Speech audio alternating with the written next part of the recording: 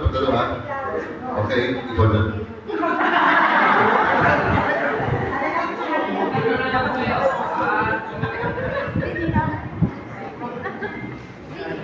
Alright, so magandang gabi po sa inyo lahat. Good evening. Yan, nag-enjoy ba ang lahat? Pagpasok ko kanina, nakita ko ang taas ng energy. Nagsasayawan ng lahat. Yan po ang dapat taas talaga ang energy. Kaya paramdaman naman natin ang ating energy. Ngayon, palakpakan po tayo. Sa ating 50th golden anniversary na napag-graduate po. Alam niyo po, nakakatuwa po na nagkita-kita po tayo after 50 long years. Imagine, 50 years na po kayong graduate. Ang dami na po nangyari, ang dami na nagdaan. Pero kahit na ano po mga nangyari for the past 50 years, andito pa rin po tayo, nagkikita, nagsasama-sama, nagkakaibigan pa rin. Yun po ang pinakamahalaga sa ating po celebration ngayon, yung friendship. Diba? Dahil sabi nga nila, isa po sa pinakamasayang ito ng ating buhay ay nung tayo po ay nag-aaral. Elementary, high school, college, ito po yung mga golden years natin. Yung mga panahon na hindi pa masakit ang ating mga tuhod. Diba? Wala pa tayong rayuma. Wala pa tayong gout. No? Yan po yung mga panahon na talagang very active tayo. Kaya sabi nila, nakuha natin talaga yung mga best of friends natin during our student years. Diba? Nung tayo po ay elementary, high school, dyan po kasi kung nagsisimula tayo mag-explore, matuto, kaya talagang napakasaya. Once in a while, nakikita natin yung mga friends natin, mga classmates natin, yung mga batchmates natin. Sabi ko nga po ako po, despite of my busy schedule din po, pagka nakikita kami ng mga elementary friends ko, high school friends ko, alam niyo yun, kahit paulit-ulit naman yung aming pinagkukwentuhan. Nung kami po ay nag-aaral, paulit-ulit naman, pero kahit na paulit-ulit ng kwento, tawa pa rin kami ng tawa. Di ba? Kayo ba ganun din? Di ba? Parang yung kwento, talagang bumabalik natin yung flashback talaga doon sa mga panahon kung saan ay talagang napakasaya po natin.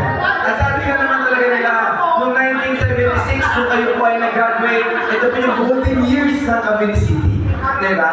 Those were the days na talaga mga Cavite City po ang pinakasikat sa buong probinsya pa. Baka sa buong Pilipinas, tumatakot tayo sa Maynila eh, di ba? Bakit? Dahil noong araw, di ba, lahat ng sinihan nandito. Noong araw, lahat ng bayan ng paaralan, nasa Cavite City. Noon, kung mag-aaral po kayo, na taga-labas kayo, taga-Imus, Dasma, kahit sa malayo ba, J3, dito kayo mag-aaral sa Cavite City dahil tayo pang meron pinakamagandang paaralan. Pinakamagaling, pinakamahusay na guro. Ganun din po, pag mag-shopping po kayo, dito rin po kayo hindi pumunta sa Cavite City. Tama ba? Dahil saan? PX! Siguro ang forma nyo noon, lahat naka-Levi's 501. Naka-Scarf. Diba? Hampton. Hush Puppies. Happy Feet. Naku, talaga, nakakatuwa pong balikan. Talaga nga, yung 1976, bumalik tayo sa mga taon na yun, talagang very progressive ang Cavite City. At pinagmamalaki naman po natin na kahit na po maraming taon na po ang lumipas, ngayon po, pinipilit po natin na maibalik yung dating pong masigla at number 1 status po ng ating lungsod ng Cavite. Ating pong pinagmamalaki na sa loob lamang po na may ilang panahon, sigurado noong 2022, marami na pong development ang ating nagawa. Magmula po sa education, sa healthcare, at sa mga infrastructure programs po ng ating lungsod. In terms of education, pinagmamalaki po natin na last January lamang po ay atin na pong binuksan yung ating pong Cavite City National Science High School. Alam niyo po ba yung National Science High School natin? Yung National Science High School, ito po yung parang pinakamataas na level. Dito po tinuturuan yung matatalino, cream of the crop. At pinagmamalaki po natin na ito pong ating bagong school building. Lahat po ng classroom, meron pong 55-inch smart TV. At lahat po ng classroom, fully air-conditioned na rin. At higit sa lahat po ng mga estudyante dito, free tuition fee, wala pong babayaran, libre pag-aaral ng mga kabataan Caviteño. Hindi lang po yan. Bukod po sa ating pong Science High School, last year lamang po ay binuksan natin yung Cavite City University sa tulong po ng KABSU Cavite City, kung saan po sa Barangay 28, makikita niyo po isang napakagandang building. Ito pong building na ito ay nag-offer po ng libreng kolehiyo rin sa ating mga kabataan. Dito po, lahat ng classroom, meron ding smart TV, lahat ng classroom, fully air-conditioned din. At higit sa lahat, sabi po kanina, libre rin po ang pag-aaral ng kolehiyo.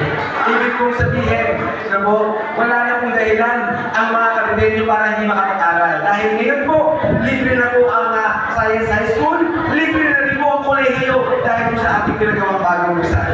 Pagdating naman po sa healthcare, pinagmamalaki po natin na nagawa po natin ng isang bagong Mega Maker Center kung saan ito po ay isang 4-story building para po maging isang hospital.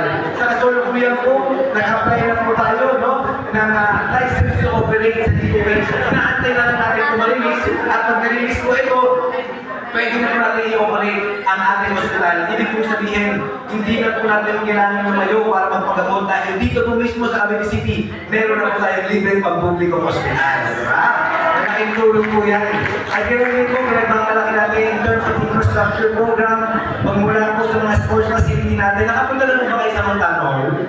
Yung Montano Hall po natin, bago na ngayon, may malalaking big screen na, at ganoon din po, fully air condition na, hindi na po mainit. Ngayon po, malamig na pagkagamit kayo ng Montano. Ganoon din po, pinagmamalaki natin ngayon, meron na po tayo unlad pier na makikita po sa likod ng City Hall. Nakapunta na rin po ba kayo doon? Yung po ating unlad pier, yung po, doon po kayo makakasakay ng ferry boat punta Corridor Island kung gusto mapunta ng Corridor Island. Yung Corridor Island, baka hanggang ngayon, hindi ko po alam. Ang Corridor Island po is part of Cavite City. Ito po isa sa ating pinagmamalaking tourist destination. Ibig pong sabihin, pagpupunta po kayo doon sa Maynila pa po kayo sasakay. Ngayon, dito na lang po sa Cavite City, pwede na po kayo sumakay ng ferry boat papuntang Corridor Island. Ilan lamang po yan sa mga programa at kuryentong ating natapad. Kaya po ginawagan po tayo ng DILG bilang most improved city sa buong probinsya ng Cavite. At hindi lang po yan, malaki po natin na last 2024 ay nakuha po ng Cavite City ang kauna-unahan natin na recognition bilang Seal of Good Local Governance.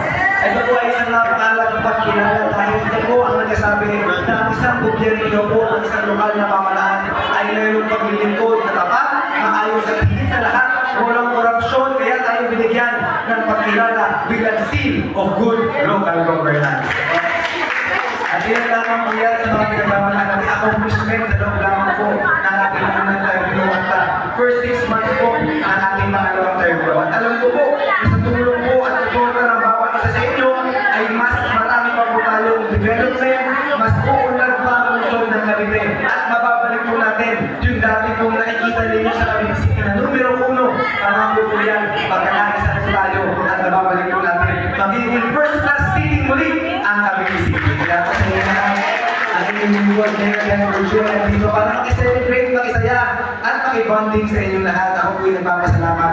50 long years, napakasaya, walang nagbago, parang bata pa rin po tayong lahat. Kaya sa inyong lahat, congratulations po at nag-uumpisa na po ating gabi. Magsasayawan mo po tayong lahat. Again, thank you very much po. Magandang gabi po sa inyong lahat.